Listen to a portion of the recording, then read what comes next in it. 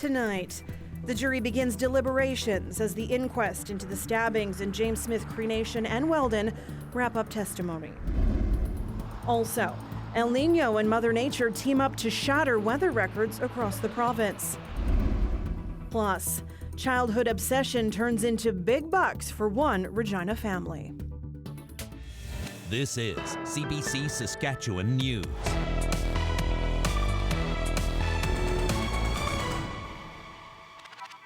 It is Tuesday, January 30th, and the CBC Saskatchewan News starts right now. Good evening and thanks for joining us. It is deliberation time for the jury at the coroner's inquest focused on the victims killed in James Smith Cree Nation and Weldon stabbing attacks. Myles Sanderson killed 11 people during the September 2022 massacre. The coroner's inquest examining these deaths has been underway for weeks, and now it's up to the jury of 6 to determine the facts surrounding the homicides and advise on how to prevent similar deaths in the future. Kendall Latimer brings us more from Melfort. It's been an emotional and intense time here in Melfort, but even though it's been difficult for victims' families, it's also been healing. For that, Chelsea Stonestand looks to her uncle, Darl Burns.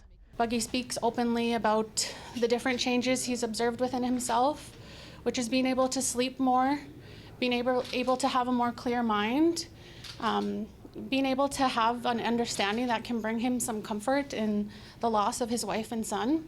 Darl Burns lost his wife Bonnie and his son Gregory during the attacks. For Deborah Burns, she's mourning her father, Earl Burns Sr. He died of his wounds trying to chase down Myles Sanderson. Having the questions answered did bring some clarity to what we have been questioning over the past year and a half. Like at the beginning, we were angry, we were confused. We had a lot of questions about the how, the why. Now that some of those questions are answered, she and her family are pushing for change. Her mom, Joyce Burns, was also attacked. Joyce says this inquest opened her eyes to so many details, including her attacker's troubled past. He was neglected. He was abused. He didn't know how to change his life. He didn't know how to change it. He didn't know who to turn to. He had nobody. As she considers Myles Sanderson's past, she looks to her grandchildren's future. And I told my husband I didn't want to go with him. I didn't want to die. I'm not done here yet. I'm with my kids and my grandkids. And the reason why I'm here is because I want changes made in our community and the law. It's up to the inquest jury to make recommendations for people and organizations about how to prevent similar deaths. The coroner says this is an opportunity to create something positive out of an unthinkable tragedy. Victims' family members say a lot needs to change. In corrections, better communication and support after custody.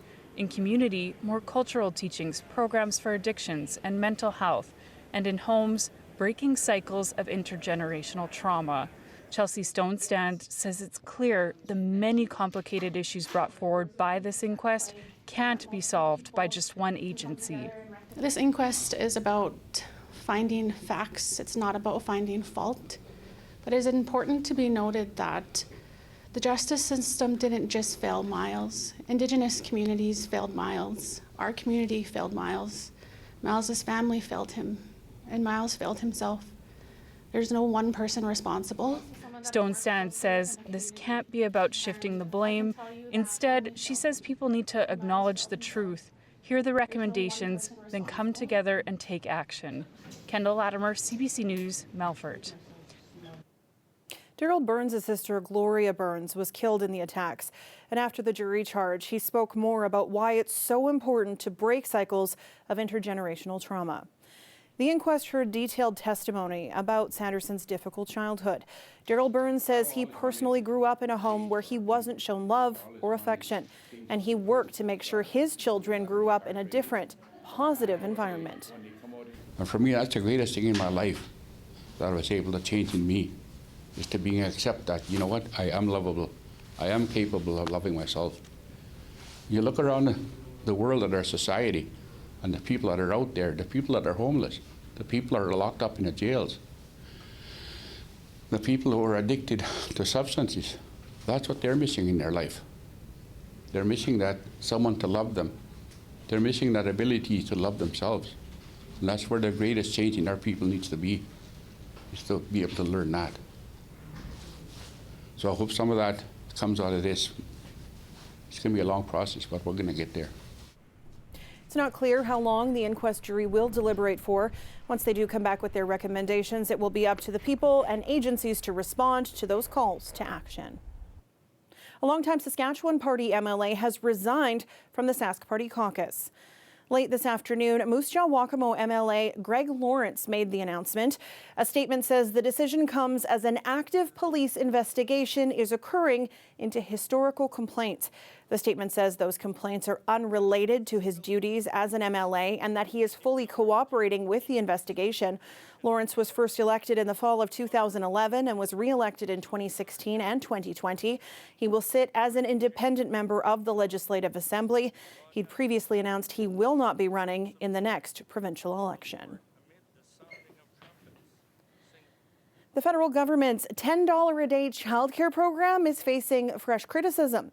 Critics of the government plan say the funding is insufficient and is putting a strain on operators.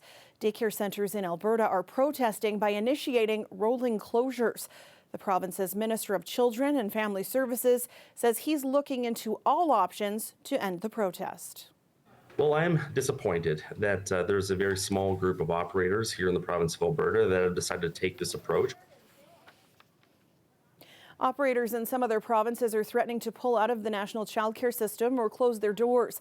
They say the program limits the fees they can charge while not providing enough support to cover all their costs. Ottawa says the provinces and territories signed on with eyes wide open, and it's up to them to make the program work. Sask Power and GE Hitachi have signed a new agreement to advance nuclear power development in the province. The agreement will allow both companies to collaborate on the development of a small modular reactor. Sask Power says it will work with Hitachi on the design, fuel sourcing, and fabrication for the reactor. This comes as Ontario is building the first of 4 SMRs at its nuclear facility in Darlington. Sask Power says it's looking at potential locations. We, as part of our SMR pathway, have identified 2 study regions in the province, one around Elbow, one around Estevan. And over the course of the last year, we've been narrowing down within both study regions specific sites that we could then subject to further geotechnical testing and characterization along with our partners so that we can actually make an impact assessment application sometime in 2025. The next step in our project will be to identify land that we could subject to further testing in both the Estevan and the Elbow study regions.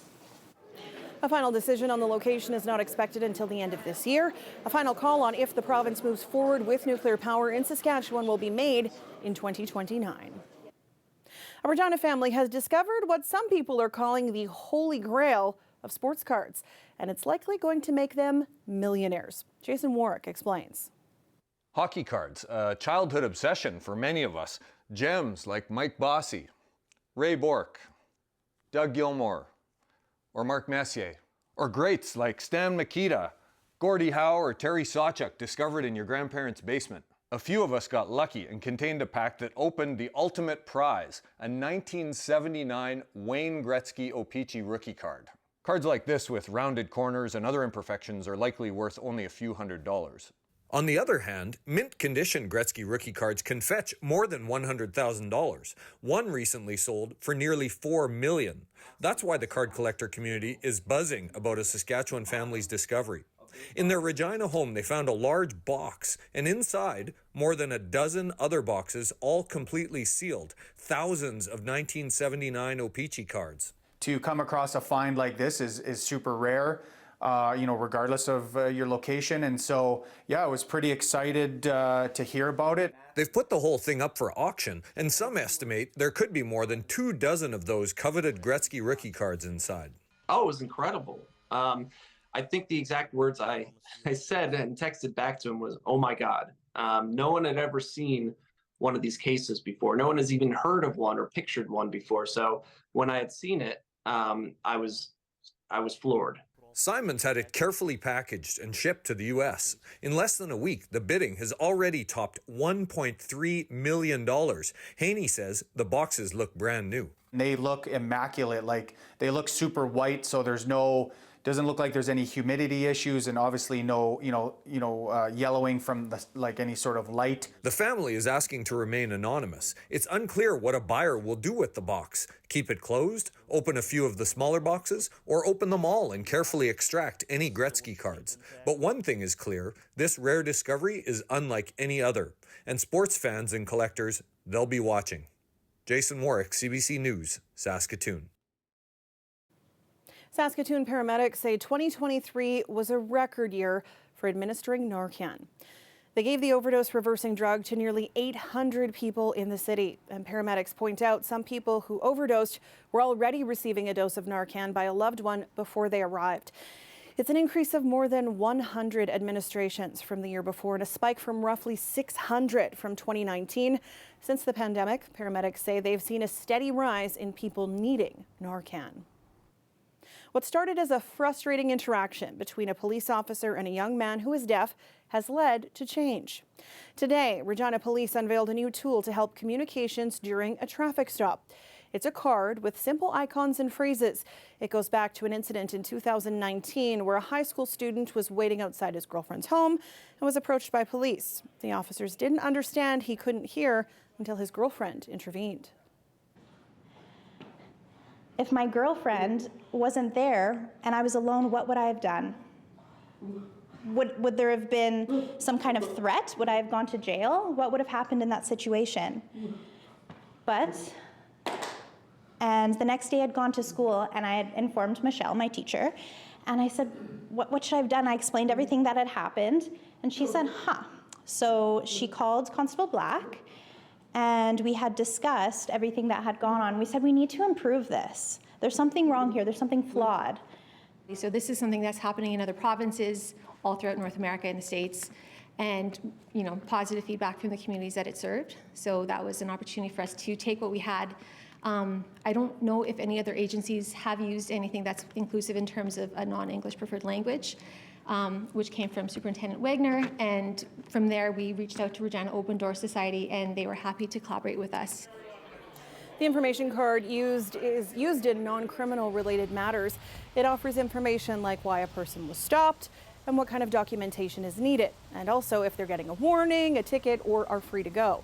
All Regina frontline officers who patrol traffic services are now outfitted with the card. My goodness, green grass, melting snow, jackets and mittens left behind. You'd think it was the spring melt and not the dead of winter in Saskatchewan. Yes, there are more record-breaking temperatures on the books today. Ethan will have the details and your forecast after the break. Stay with us.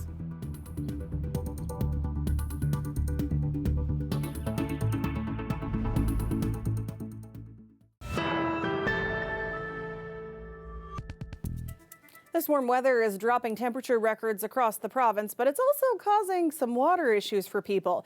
Now would be a good time to make sure your home does not fall victim to the early melt. The City of Regina says snow should be moved at least 6 feet away from your home's foundation, and the front of your roof should be cleared as well. Make sure your eaves troughs don't have any debris or ice in them, and point your downspout away from your house. The city says water main breaks can happen with major temperature swings, and creeks and streams can be dangerous to be on. All our water main breaks go into our storm system. So then that storm system collects the water and it goes into the creek. So as you have water coming in from the infrastructure, the pipes underground, heading towards the creek, it actually softens the ice underneath and actually can cause the ice on top not to be as thick. Henning Hill says it's very unusual for the city to deal with a big melt this early in the year, but the smaller snowpack is making things a bit easier to deal with. This weather update is brought to you by Mercedes-Benz Regina, proud member of the Capital Automotive Group.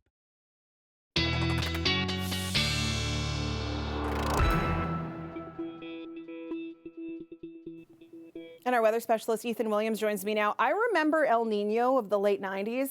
I don't remember rushing water in late January. Yeah, this is a pretty insane warmth that we're seeing across the province, not just in Regina, but especially in southwestern Saskatchewan. We're not just talking about daily records being broken here. Maple Creek hitting 21.1 degrees today. That's not just a January temperature record for Maple Creek. That's the warmest January temperature ever recorded in Saskatchewan. Not only that, it's the second warmest January temperature ever recorded in the country. And of course, years and years of record keeping there. You have to remember, though, just a couple of weeks ago, Maple Creek was in the grips of a deep freeze. They hit minus 42.6 on January 14th. So we're talking about a 64-degree temperature swing here. So warm in Maple Creek that it was actually warmer than it was in Key West, Florida today, by about half a degree. Remarkable warmth in that part of the province, and still warm right now. These are average daytime highs, for March and April. And, 21 degrees in Maple Creek, that's the average daytime high for like June 6th. So we're talking this very intense ridge that has built in through the province, bringing temperatures some 20 to 30 degrees above normal. And not just for south and central Saskatchewan, but also for much of northern Saskatchewan as well. And of course, we've been talking about that low pressure system moving through the north, bringing some very messy conditions, mostly in the form of rain, a little bit of mixed precipitation, and of course, freezing rain, a concern there as well. As that system begins to move eastward through the evening, that'll change over to snow, especially for far northeastern sections of the province, before that's out of here by the time we get into early tomorrow morning. South and central, once again, left with mostly sunny skies, warm temperatures again tomorrow, a potential repeat situation for us.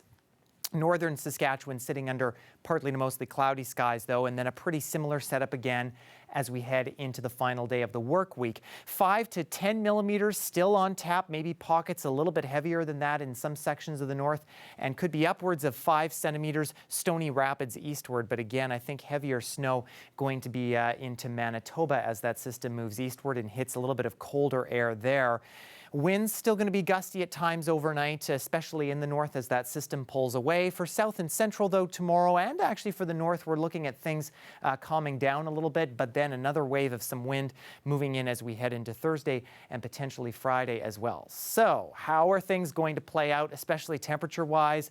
For Regina, well, we got over 10 degrees today. That overshot our daytime high, so very possible that we could see that being overshot again tomorrow and Thursday, especially before we see a bit of a change come the weekend and possibly some snowfall. Saskatoon, looking at things not quite as warm, but again, well above seasonal for this time of year, as we see that sunshine sticking around, overnight lows barely below freezing, and then we see that system start to move in as we head in to the latter half of the weekend. I'm running out of adjectives here, Sam, to describe this warmth. Is it snow if it's that warm, or is it rain? It's, could very well be both. Oh boy. All right. Thanks, Ethan. You bet. Pretty much thought it'd be hilarious and we should definitely do it. And we had to do it. Coming up, taking ice fishing to new heights. We'll meet 4 friends who turned a decommissioned airplane into an ice shack and hear how they found it in the first place. We'll be back after the break.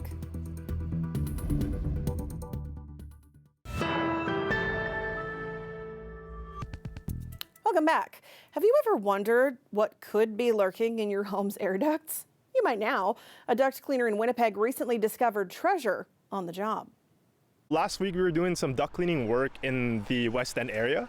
It was just like a regular day for us. We were just opening up the vents, and one of our technicians, Arthur, he found a can in one of the vents, and then the customer got curious on what was inside of it, and we opened it up and we found a pile of cash from 1974. Still pretty fresh, actually. There was like RBC wraps around it, like some of the I think the 20s. The owner freaked out. We freaked out as well. Usually we see like dust, rats, and all sorts of unpleasant things in the ducts. So that was for sure a surprise for us. It's the first time we've ever found, I guess, like a treasure in the ducts. We've seen bullets in there, like firearm bullets hidden in like the heater. We've seen dead rats, We've seen it all, like just a bunch of nasty things you find, yeah. The video blew up, and I guess it's a really rare find. This is definitely the craziest thing we've ever seen outward. And apparently that money's worth a lot more now. Gave all the cash to the owner. I mean, it's their property, so we really have no right to take all the money. Get your ducts cleaned. You never know what you're gonna find inside your ducts.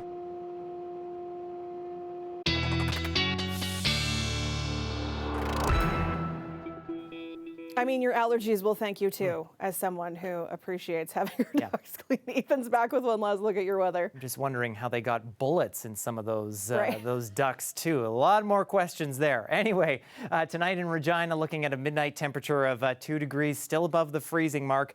By the morning, still clear. I don't think we're going to be seeing a whole lot of cloud cover. Those winds nice and light compared to today, sitting around -3. And then by the afternoon, already at 4 degrees. Again, we're going for 7, but we could overshoot that like we did today. Saskatoon, we're going to be at around 1 degree at midnight. And again, similar story here. Getting into the morning, a little chilly around -5. Well, not too bad when you compare it's January 30th. And then getting into the noon hour around 2 degrees. More records, Sam, I think going to be falling tomorrow. All right, thanks, Ethan. You bet. And before we go, ice shacks are dotting Last Mountain Lake north of Regina, but there's one that looks a little bit different than the others. A small turboprop airplane has been converted into a shack by 4 friends, and Ethan went out to see him for himself. Where did you find this plane? Facebook Marketplace, the best place to shop. When I saw it, it was a no-brainer right away. And then I sent it to these guys, and we all thought it'd be a great idea to turn it into a shack. So What was the owner's reaction when you said that's what we're planning to do? he sent me a whole lot of ha-ha's. I was all cleared out on the inside, like no seats, no paneling, nothing. So we took out all the insulation and all the wiring and all that kind of stuff, cut that all out, lightened it up some, and then got it spray foamed. Made an aircraft carrier for the bottom with just an axle with some tires to get it down to the lake, and then made some skis to bolt on to where the tires go to drag it on the lake. All right, I'll head inside. Pretty much thought it'd be hilarious, but we should definitely do it. And we had to do it. We got catch covers over our holes here. These just pop out so you can fish through the floor there. We Google searched ice shack airplane and nothing came up, so we figured nobody's done it before, and it would make a great plane as it's light and insulated and airtight. In case we ever have a fire, we got the emergency exit working. We just pop this out and leave on the wing. We only have 4 holes, but we can seat like 18 people, so it's not the most practical, but it's great for our kids and stuff to put everyone inside and keep warm. The steering wheels and controls and everything still function. You can move them around. The kids love to play at the front here, pretend like they're flying. Where do you like to sit in the plane? Right in the cockpit's the best spot, and you can look down the runway at the tip-ups. We'll probably do some upgrades over the summertime here and have it back out next year. What kind of upgrades? Oh, it's kind of top secret right now, but we got some big plans. And that is it for us tonight. For news anytime, you can head to cbc.ca/Sask or /Saskatoon. Subscribe to CBC Saskatchewan's YouTube channel or download the CBC News app. Thank you so much for watching. Have a great night.